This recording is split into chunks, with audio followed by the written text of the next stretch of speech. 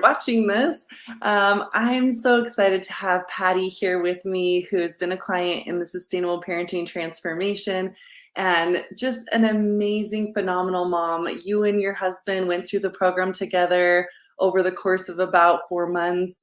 And it was just amazing to see what shifted with your 3-year-old. So I would love to have you tell us your story. Yeah, well, thanks for having me this morning, Flora. I can't say it enough good things. So to get to the punchline, that's the punchline. I really can't say enough good things. And sometimes things happen and things come into your life or people come into your life, and you think, oh, that might have been a coincidence, but I don't think it was a coincidence. I think it was supposed to happen. And so the way I found Flora was online, and we were going through a very, very tough time. My son is 3.5 years old right now, so he had just recently turned 3. And, you hear the stories about terrible twos, and then people say, oh, wait till they're 3, it'll get better. And then other people say, oh, no, 3 is worse than 2. But this was a whole nother category. And I'd been around children before. I raised 2 stepchildren from my husband's first marriage, and they're now 22 and 23. I had Luke at age 48, and he was our miracle. So Yeah, didn't you everything. say it had taken like 20 years of trying? Yes, yes. So he was my 5th attempt at having a baby, with Chris, and it was hard, for any of you that have gone through those struggles. That's another whole category. But bottom line is, he was our miracle, and we worked really hard to get him here, and we love him so much. But the as much of a miracle as he was, we just found ourselves really struggling. We had been home for a year, both trying to work from home with the pandemic. Luke was home with us for 4 months of that time. He goes to daycare. And so he had already gone back to daycare. He was there probably, a good 6 months or more. And we just started noticing an uptick in the behaviors that were troubling. So things we struggled with were, I'll start with the evenings, the nighttime. It was hard to get him to bed. It was hard to keep him in bed. There were 75 reasons he was getting out of bed. He was trying everything possible to come into our room during the night. I remember telling Flora at one point, I think he had woken us up like 19 times in a night. It was just impossible to sleep. Impossible to have your right mind about you when you're supposed to be working the next day and being a good parent at the same time. So that was one of the things that was happening, is just the night interruptions. He was screaming at us, and 2-year-olds and 3-year-olds scream, right? But it was very, very, very loud screaming, and just, you could see the rage inside of him, and just trying to get information out at us. He actually was hitting. We went through a pretty bad phase of hitting, kicking, pushing, and that was happening at his daycare as well as at home with us. It was troubling because he's a larger 3-year-old. He has a lot of, I guess, he's in the 95th percentile for his age group. And he really, it hurt when he was hitting or kicking or, fighting us. It hurt. And so a lot of the struggles we were going through were just really, really difficult. And I think beyond what Chris and I anticipated. He raised 2 children before. I helped him. And I've been around nieces and nephews. I'm the youngest of 7, so I was the babysitter. But I really had not encountered what we were encountering with Luke. It was really, really a struggle. And we got to a point where we just didn't know what to do. We tried. different things. Of course, timeout, everybody who doesn't try timeout, the traditional timeout. And it just made him mad. Chris finally said, let's stop struggling with it and let's put him in the high chair for timeout. Well, that's great and all until he decides he's going to turn that around and kick you and punch you and hit you while you're trying to get him into that high chair. So it really seemed like everything we were trying to do was not working. And we just kind of settled on there's something that we need to do different. We can't, first off, we have to be consistent because one day we're trying to be understanding. The next day we're putting him in timeout every 5 seconds. The next day we're losing our minds and our tempers and we're just screaming at him. And so he's screaming at us, we're screaming at him. None of that was working. So between the nap time and the nighttime and then the daytime, it was a lot. And then, daycare, we would get a stack of reports. He, hit this person, he pushed this person. In between there, he was a lovely kid. When he wasn't melting down and he wasn't pushing back on us, he was a great kid, very smart. People loved to be around him, very charismatic. He's funny, he's cute, all of the things. But it was just those struggles that we really found ourselves at our wits' end and not sure what to do.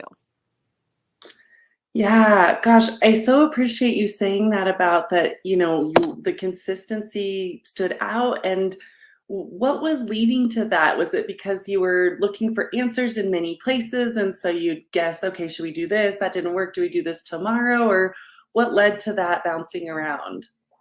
You know, I think what it is you when you finally go to bed at night, go to bed for a little while at that time, at night, you put your head on the pillow and you think back, okay, how do I feel about the day? There were just so many nights I felt disappointed. So many nights I just felt, the tears, I couldn't hold them back. Um, the same thing with my husband. There would be times that we wouldn't even talk about it because it hurt that bad that we just didn't know what to do. And there were other times that we tried to talk about it. And really, the inconsistency, I think, was born from wanting to try again. You wake up and the next day you're fresh and you're like, okay, I feel like I can do this. I've gathered my wits about me. He's just a 3-year-old. He's not an alien. I should be able to handle this. And so you go in there and you're like, I'm going to do this. Or you read an article, right? Because there's a bajillion articles and there's a bajillion books. And I think I told you this, Laura. I think I pretty much kept Amazon in business before because I would just order everything. But I wouldn't have time to read anything because I'm busy and I'm a mom. So I would just like thumb through and I'd see something and I'd be like, oh, I'm going to try that. So between wanting to start over and thinking I was going to have a fresh approach that day, reading an article, trying something somebody else told me, all of those things led to the inconsistency. And then, it's inconsistency between my husband and myself as far as how we handled things. I would say he played more good cop until his button really got pushed and then then it switched. I was more bad cop in terms of I want a child who's respectful. I want them to have good manners. I want them to not embarrass me when I'm out in public. So I was probably more the stringent one all along the way. And he could probably get away with more with his dad, which led to inconsistencies between how we parented. And he saw that, he felt that, and he definitely took advantage of that for sure. So then what? Then what did you guys decide to do? So we were actually thinking of, well, there's been some changes in teachers at daycare, and the person that we went there for was a friend of ours. She was a director and she had since left. And we thought, well, maybe what we need to do is get more consistency from a daycare perspective. We had been on a waiting list at a place closer to our home. And so we did a couple of things at the same time. We decided to go ahead and sign him up, and we knew we had like a month lead time before he went. And at the same time, one of the things I was doing was looking up different things to help my child. And I came across information on Flora and just something on Facebook that I saw, and it intrigued me. And I listened in. I read some things. I listened in, and um, it was really when we had our consultation, Flora, that I think it hit home. Chris and I were both together, and he was busy and he was working. And I said, I just really want you to take some time out so we can talk to her. It sounds like she has some really good experience, some really good background, and it can't hurt, right? It's a half an hour of our time, so let's do that. So I think I really felt the connection that first time that we just sat down and we did a FaceTime or Zoom or whatever we did, um, and it was, I think refreshing just to be able to talk to somebody that has the background you have, about the experiences we were having. And so even I remember talking to Chris after we were done, with our session with you, and you know just saying, this feels right. Like it feels like we'll have tools, because what I kept hearing from people, whether it be my pediatrician or my own counselor that I've gone to for years, friends, teachers, it was what not to do. There was a lot of what not to do. But I remember leaving my pediatrician's office at one point, and I just cried to my best friend and I said, you know what? I'm so full of the things not to do, but I don't know what to do. I don't know what to do. And so I think that we had enough, of not understanding, and we wanted tools for our toolbox. And I feel Yes. like that first session with you, we asked a lot of questions and you gave a lot of answers, and it felt like you were zoning in on what it is we were experiencing.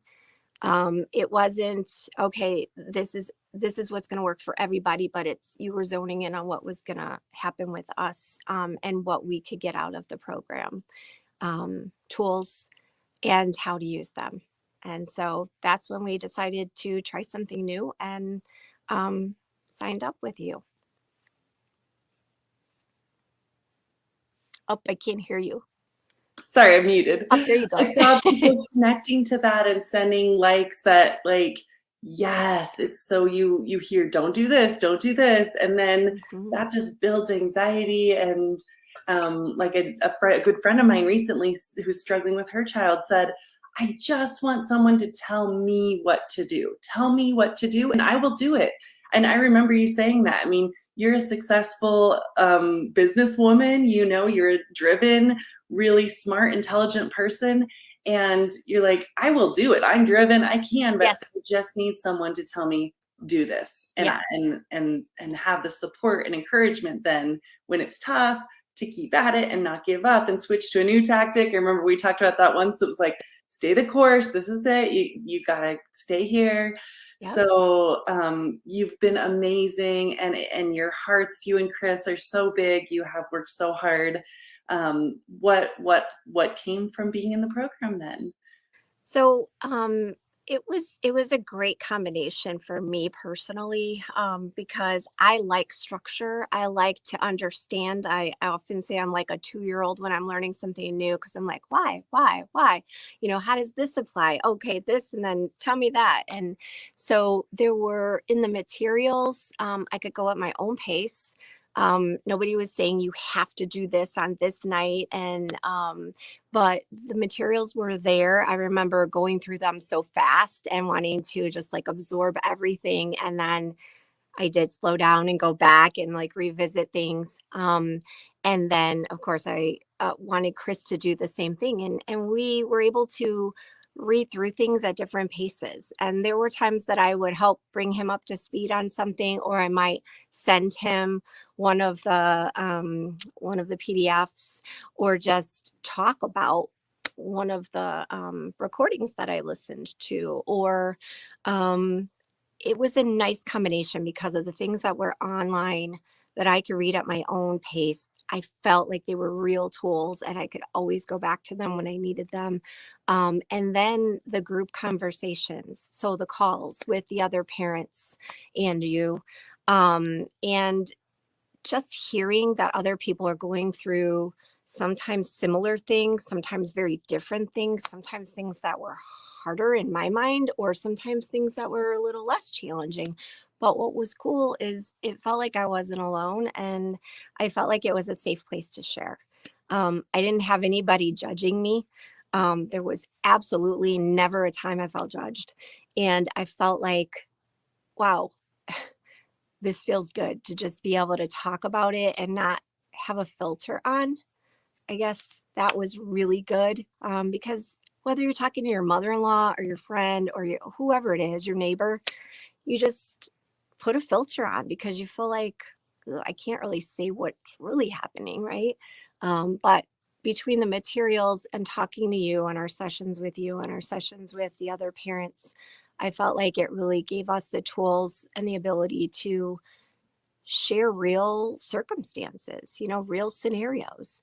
We went from waking up, what did I say, 19 times the one night, um, and to sleeping through the night, to him actually staying in bed and not getting up because we figured out how to handle that. And we actually got to sleep. And just sleep is wonderful. You haven't had it. It's so foundational, like you say, to be able to follow through and for their behavior to be better. Yeah, it was really, really great. So, like I said, the between the tools and the sessions with the parents and just the it felt like Chris and I were on the same course. We were on the same path.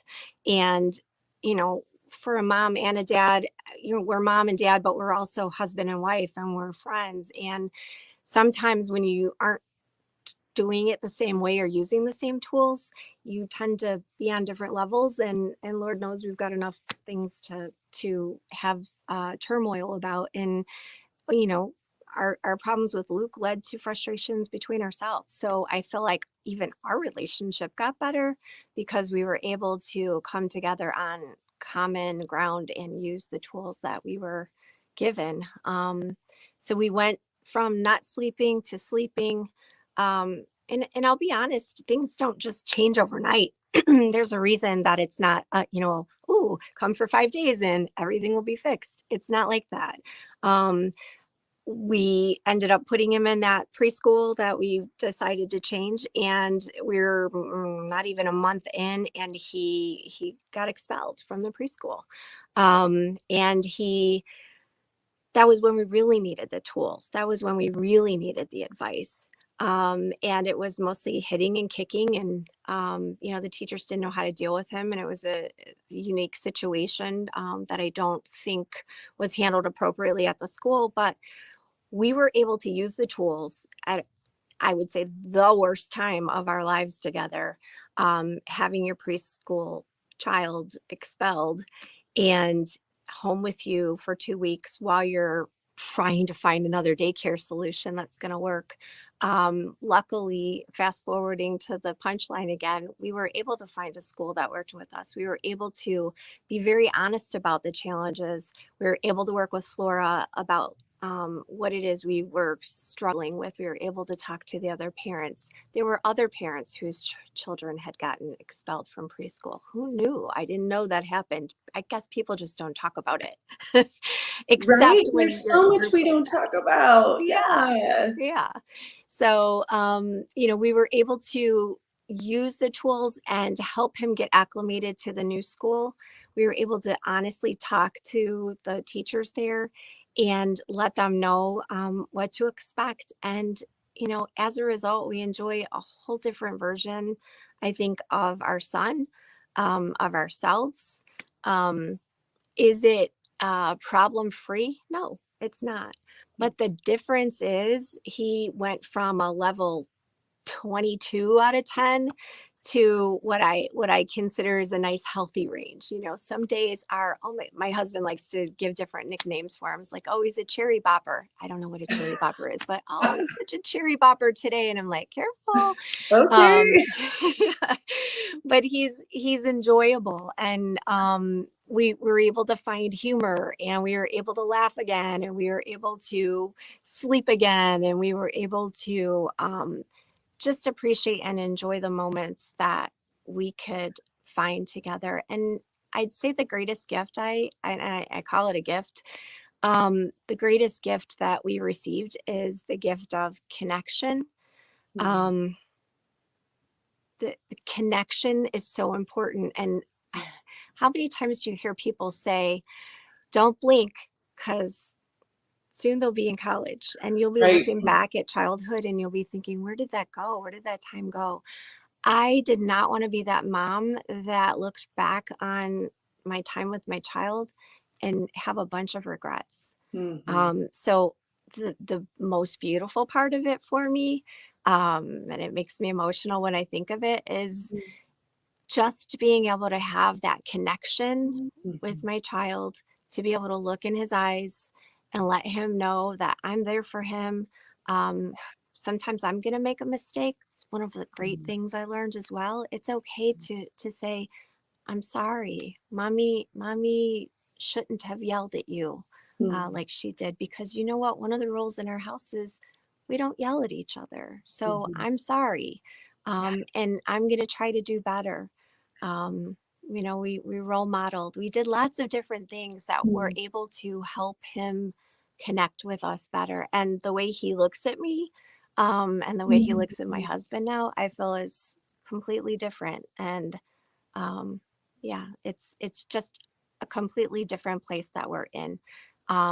We'll continue to have challenges. We did find out along the way that our son has sensory processing disorder, so SPD. He does see an occupational therapist.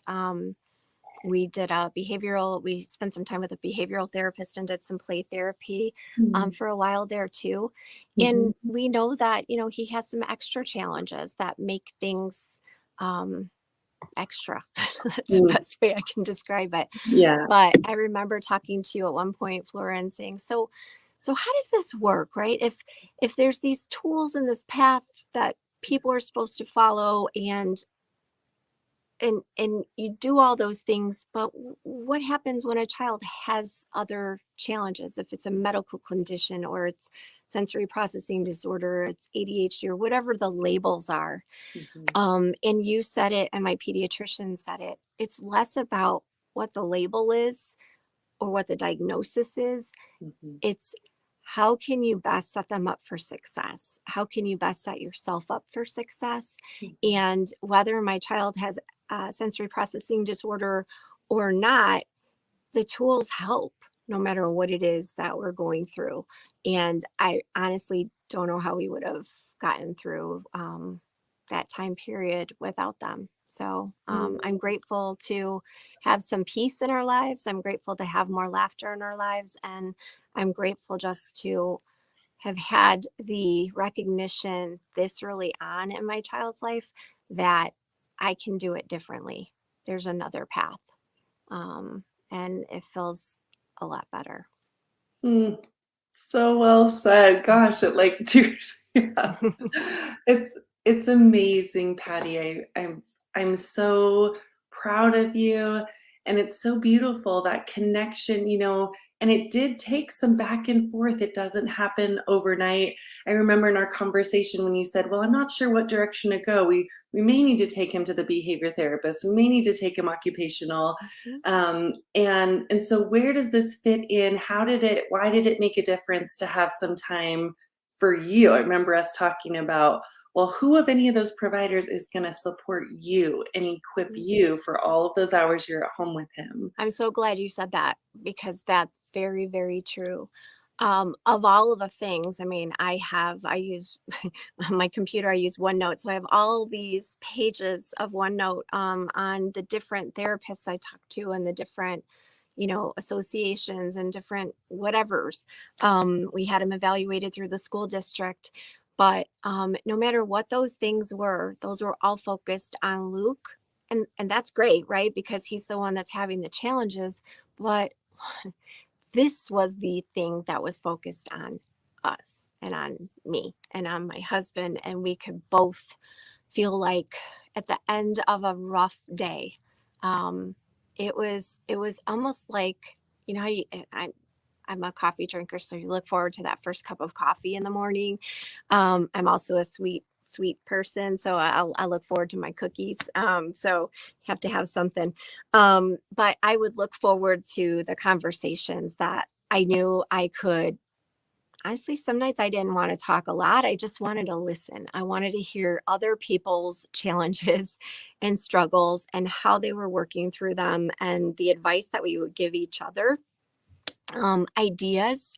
I love that you help incorporate that. What are some things that you all think, having heard that? And it would prompt, sometimes I'd say, okay, I'm not going to talk a lot today. I'm so tucked out. I'm just going to listen. And then I would listen, and then I'm, the empathy would kind of pour through me. And I'd be like, oh, I want to talk. I want to engage. I want to, help.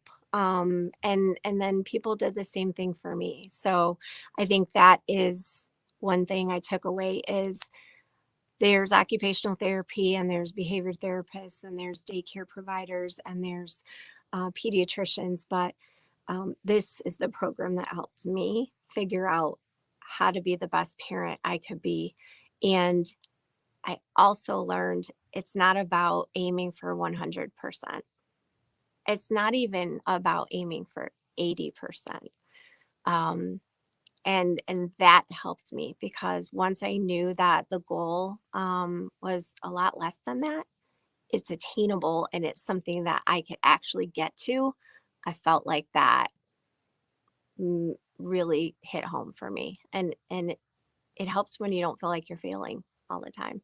So that was the biggest thing, is just having a place to go, people to talk to, and your guidance, having worked with all of, everybody that you have along the way, and the experience that you had, then coupled by the tools and having that as my toolbox. It's like what I was saying I needed just sort of like came from wherever and fell in my lap. So I'm super grateful for everything that you've been able to do for me, for my child, for my marriage. And we're going to continue, because we're not done, right? Like, he's going to change, he's going to evolve. And that's one thing my pediatrician said, because I, gave her an update, and I said, well, I went to the occupational therapist. I have a parent coach, I'm doing these things. And she's like, okay, just don't get complacent, because once you settle into a groove, he's going to change and he's going to need something different and a different amount of things, especially with SPD. So, and we've seen that. And you know what? We adjust. We do what we need to do, and we make it work. So I'm just grateful that I have the tools, and, I have somebody that I can go to that understands. So thank you, really, from the bottom of my heart. You're very welcome. Thank you so much, Patti, for sharing your story. I know you've got to get off to work, so thank you for your time. And if anyone wants to follow up and ask you a question, if they type it in here and tag you, would that be okay? Would you be open to answering that? Absolutely. Yeah, I would be happy to. I love to help others, and be glad to answer anything that I can. Awesome. Thank you so much, and have a good rest of your day. All So right. great Thank to you. see